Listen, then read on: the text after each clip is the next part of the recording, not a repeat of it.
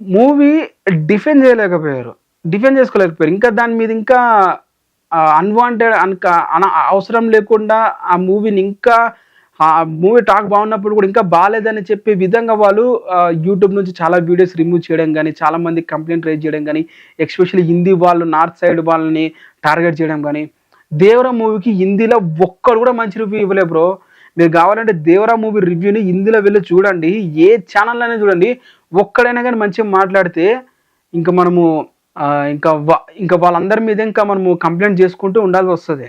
ప్రతి ఒక్కరు కూడా మూవీ బాలేదనే చెప్పారు హిందీలో 'దేవరా' మూవీని. బట్ 80-90 కోట్ల గ్రాస్ కలెక్ట్ చేసింది. రివ్యూస్ అనేవి మూవీస్‌కి ఎఫెక్ట్ అయితే చేయవు ఎప్పటికి కూడా. మౌత్ టాక్ ఒరిజినల్‌గా అసలు జనాలు థియేటర్ నుంచి బయటకొస్తారు చూడండి.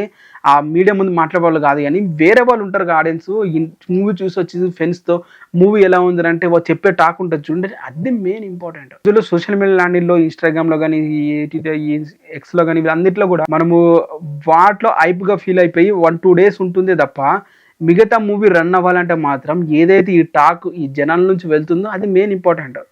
మెయిన్‌గా ఫ్యామిలీ ఆడియన్స్ మూవీ వచ్చి చూడాలి. ఏదైతే ఆ వల్గారిటీ సీన్స్ ఉన్నాయో అక్కడ ఫ్యామిలీ ఆడియన్స్ కొంతమంది తగ్గారు. అలాగే టికెట్ రేట్ల విషయంలో 10 రోజుల వరకు దాన్ని ఎక్స్టెండ్ చేసుకొని ఉంచడం అనేది పెద్దగా ఎఫెక్ట్ అయితే పడ్డది. ఇవన్నీ కన్సిడర్ చేసుకునే పెద్ద మూవీకి ఈ రేంజ్ కలెక్షన్స్ అయితే తగ్గడానికి కారణము ఎందుకు అనిపిస్తున్నాయి అంటే టికెట్ రేట్లు ఎక్కువ ఉన్నాయనే కాబట్టి. 'దేవరా' మూవీకి టికెట్ రేట్లు ఎందుకు అంత కలెక్షన్స్ వచ్చాయంటే మాత్రం వాళ్ళు సెకండ్ డే నుంచే టికెట్లు తగ్గించేశారు 'దేవరా' మూవీకి. పెద్ద మూవీకి 10 డేస్ వరకు టికెట్ రేట్లు తగ్గించారు. అదొకటి మెయిన్ ఇంకోటి ఉంది. సో ఈ విధంగా అన్ని రీజన్స్ అయితే ఉంటాయి ఈ విషయంలో మనం మాట్లాడుకోవాల్సి వస్తే. మీరేమంటారు దీని మీద కింద కామెంట్ చేయండి. ఛానల్‌ని సబ్స్క్రైబ్ అయితే చేసుకోండి.